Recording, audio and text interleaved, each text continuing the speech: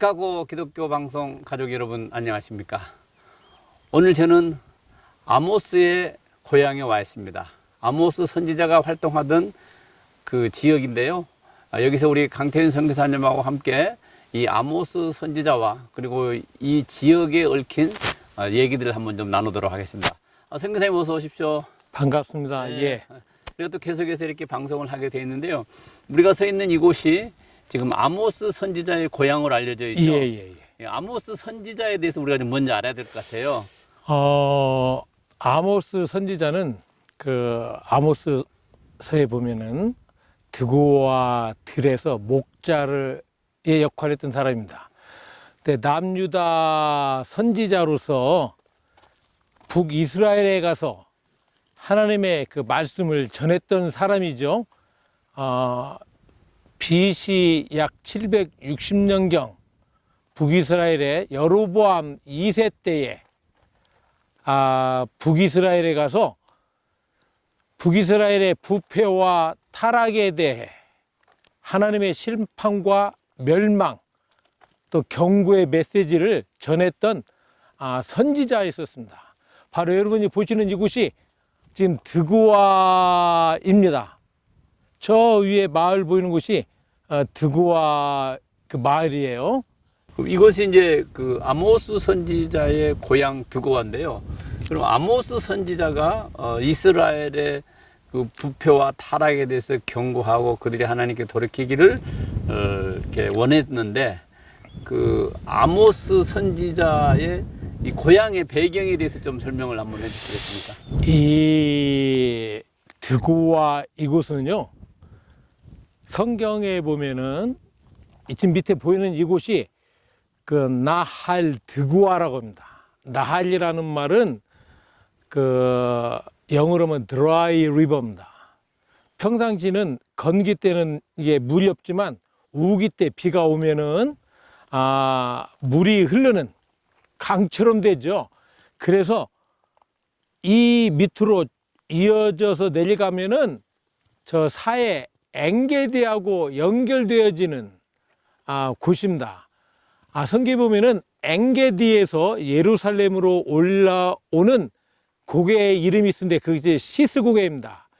여러분 그 역대하 20장에 보면은 그 여호사밧과 아람의 그 전쟁에 관한 이야기가 나옵니다. 제가 한번 역대하 20장을 한번 읽어보겠습니다. 그 후에 모압 자손과 암몬 자손들이 마온 사람들과 함께 와서 여호사밧을 치고자 한지라. 어떤 사람이 와서 여호사밧에게 전하여 이르되 큰 무리가 바다 저쪽 아람에서 왕을 치러 오는데 이제 하사손 다말 곧 엔게디에 있나이다 하니 여호사밧이 두려워하여 여호와께로 낯을 향하여 간구하고 온 유다 백성에게 금식하라 공포하며 유다 사람이 여호와께 도우심을 구하려 하여 유다 모든 성읍에서 모여와서 여호와께 간구하더라. 그 남유다 여호사밧 그 왕 때에 그 모압과 암몬 자손들이 마온 사람들, 여기서 나온 마온은 헤브론 산지 유대 광야 위에 있는 그 마을입니다. 그 사람들이 엔게디에 모여서 지금 남유다 여호사밧 왕을 치러 올라오는 길이 바로 이 길입니다. 이 길로 쭉 내려가면 시스 고개하고 연결되는 겁니다. 지금 우리가 이 계곡 밑으로 나 있는 길이죠. 예. 길을 통해서 이제 예루살렘으로 올라오는 겁니다. 올라가고 이런 길이 되겠습니다. 그렇죠. 사실은 여기 사해를 와 보신 분들은 아시겠지만 지금 나 있는 길은 최근에 난 길이고 성경 시대에는 그런 길이 없었죠. 그렇죠. 그래서 엔게디 쪽으로 해서 이 시스 고개로 해서 이 길로 해서 드고아 길로 해서 예루살렘으로 올라오는 대단히 중요한 교통로였습니다. 자, 그런데 그 모압 사람들이 암몬 자손과 마온 사람과 함께 예루살렘 치러 올라올 때 역대하 20장 4절에 보면은 유다 사람들이 여호와께 도우심을 구하려 와 다 경배하고 찬송했다고 했습니다. 그런데 이 전쟁의 결과를 보면 전쟁은 하나님 손 안에 있다는 것을 우리들이 깨달을 수 있습니다. 자, 보세요. 16장에 보면은 16절에 보면 내일 너희는 그들에게로 내려가라. 그들이 시스 고개로 올라올 때에, 이게 엔게디로부터 시스 고개로 해서 예루살렘으로 올라오는 거죠. 너희가 골짜기 어귀 여루엘 들 앞에서 그들을 만나려니와, 그 다음 말씀이 중요해요. 이 전쟁에는 너희가 싸울 것이 없나니 대열을 이루고 서서 너희와 함께 한 여호와가 구원하는 것을 보라. 유다와 예루살렘아, 너희는 두려워하지 말며 놀라지 말고 내일 그들을 맞서 나가라. 여호와가 너희와 함께 하리라 하셨느니라. 그리고 그앗 자손과 고라 자손에게 속한 레위 사람들은 서서 심히 큰 소리로 이스라엘 하나님 여호와를 찬송하리라. 하나님께서 이스라엘 민족을 구한 장면이 이 역대하 20장에 나옵니다. 우리가 나라의 어려움이 처했을 때 지도자가 해야 될 일이 나옵니다. 여호사밧은 땅에 머리를 댔고 하나님께 간구했고, 모든 백성들이 나와서 찬송함으로 아람과의 전쟁에서 승리했다는 것을 우리는 역대하 20장에서 볼 수가 있습니다. 바로 그 장소가 바로 이곳입니다. 아모스는 들에서 그 목자, 양을 치던 사람이었다고요. 그 목자였던 아모스를 하나님께서 택하셔서 북이스라엘로 가서 하나님의 경고의 말씀을 전하게 하셨던 거죠.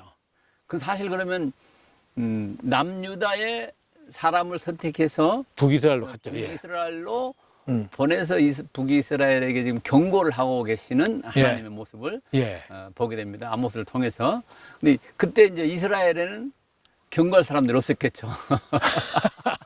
하나님이 이스라엘 사람 중에서는 아마 쓸 사람이 없었으니까 남유다에 있는 그 아모스를 부르셔서 이제 이스라엘을 경고하고 이제 이런 거 있습니다. 이 계곡에서 실제로 사람들이 양을 치고 그런 게 있나요? 지금 실제로 지금도 이 밑으로 그 아랍 사람들이 양을 치러 다니고요.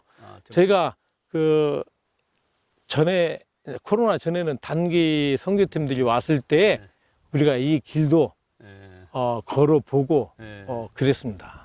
지금 뭐 우리가 뭐 100길 낭떠러지 1000길 낭떠러지 그런 말 하는데 정말 이게 정말 1000길까지는 안 될 것 같지만 아무튼 굉장한 이 낭떠러지고 경사가 가파른 이게 산의 지형입니다.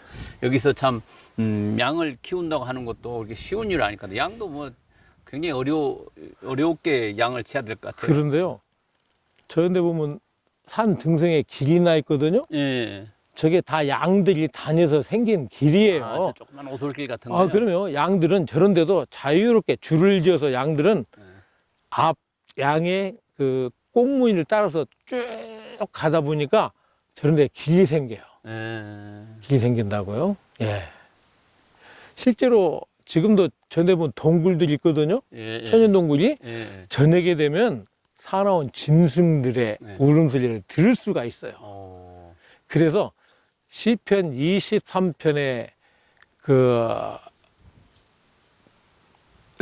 이곳에 와서 이해하는데 굉장히 도움이 되죠.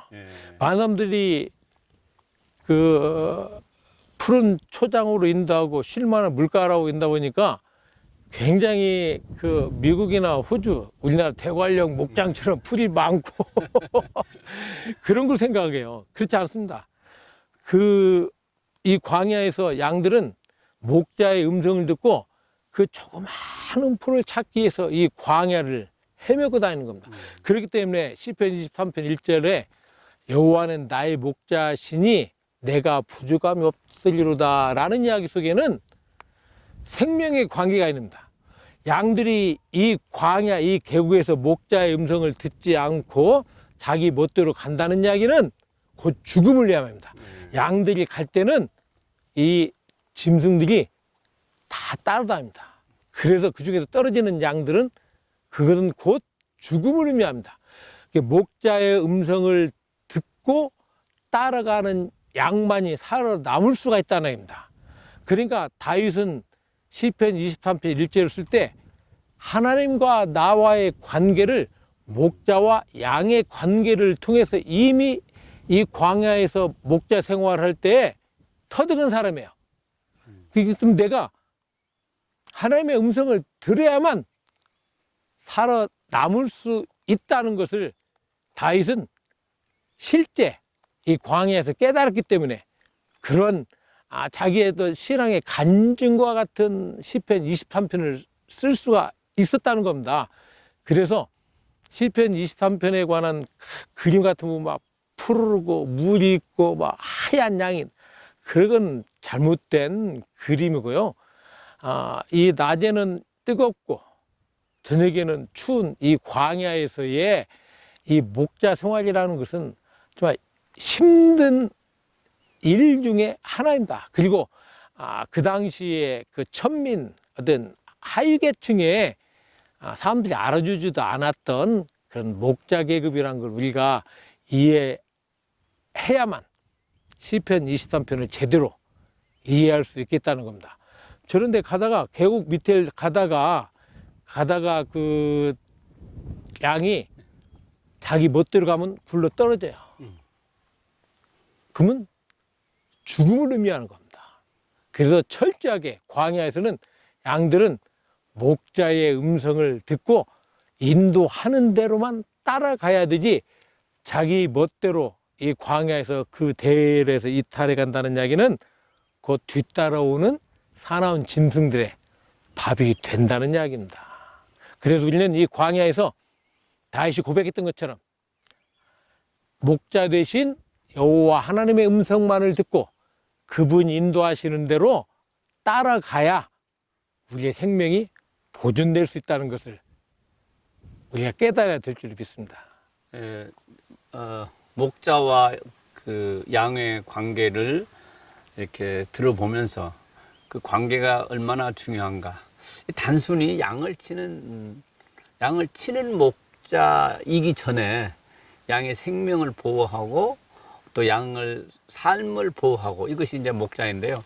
정말 이런 지형이나 이런 계곡에 와보지 않으면 그 말을 이렇게 피부로 와 닿을 만큼 이해하기는 쉽지 않는 것 같습니다. 그래서 저는 많은 분들이 그 성지 순례를 오시는데 기념교회 중심보다는 그 기념교회를 넘어서 실제로 이런 광야 체험을 좀 해보시면 참 좋겠다라고 이야기를 합니다. 직접 본인이 와서 경험하고 체험하고 느껴야 광야의 의미를 이해할 수 있고, 다윗이 목자, 그 다음에 아모스가 목자, 그 목자의 심정을 우리가 알 수가 있어요. 그래야만 목자 대신 우리 예수 그리스도의 심정, 그리고 양으로서의 우리 자신을 돌아볼 수가 있다는 겁니다. 그래서 다시 한번 말씀드리지만 순례 오실 때는 이 광야 체험을 꼭 할 수 있도록 그렇게 하면 참 좋겠다라는 생각을 갖습니다.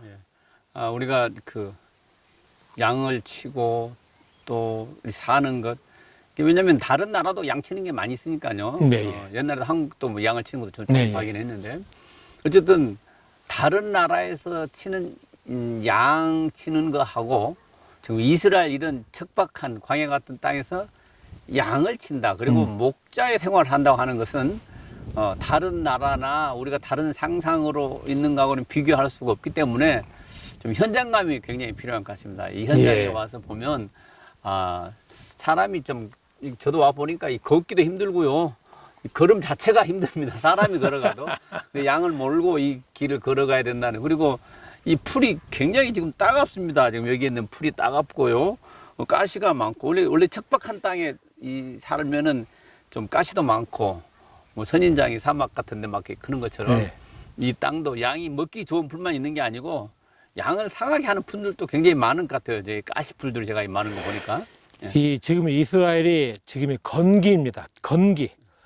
이스라엘은 두 개의 기후로 나누어지거든요.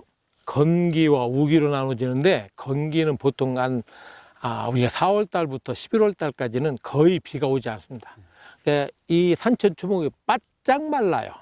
그리고 우기 때 이제 비가 오는데, 그때는 그래도 좀 푸르러요. 근데 이 건기 때 양들이 이 광야에서 그 풀을 찾기 위해서 온종일 광야를 헤맵니다. 그래서 길이 나는 거예요. 풀이 뭐 대관령 한국의 목장같이 그냥 자다가 옆에 풀이 있고, 저기가 풀 있는 게 아니에요. 그 조그마한 광야에서 풀을 찾기 위해서 하루 종일 광야를 돌아다녀야 돼요. 그러니까 그 양들을 이끌고 광야를 다니려면 목자가 어디 가면 무엇이 있고 물이 있고 그걸 다 알아야 된다는 거예요. 아시겠지만 이 낮의 광야는 굉장히 뜨겁습니다. 뜨거워요. 오늘도 이 지역 그 온도가 거의 40도예요. 무지무지하게 뜨거웁니다. 그 뜨거운데 요즘은 그래도 모자라도 있고 이렇게 토시라도 있지만 그때는 아무것도 없거든요. 지팡이나 들고 그 뜨거운 그 광야를 양을 이끌고 간다고 생각해 보십시오. 목자의 그 일이 얼마나 쉽지 않은 고통스러운 일입니다. 사실은. 그런 것 같아요. 예. 예.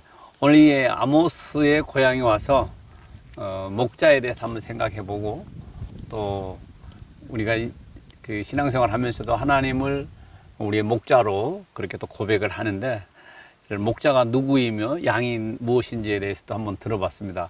오늘 이게 아모스의 고향에 와서 오늘은 함께 말씀을 나눴습니다.